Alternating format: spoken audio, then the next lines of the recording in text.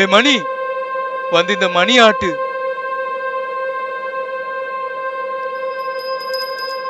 சாமி, இதுக்கு என்ன சாமி செய்யறது? இதுக்கு ஒரு பரிகாரம் இருக்கு.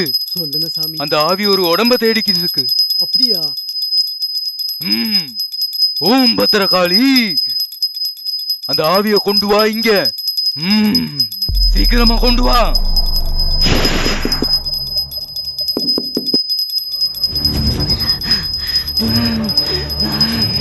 வா வா வா. ஐயோ மாமே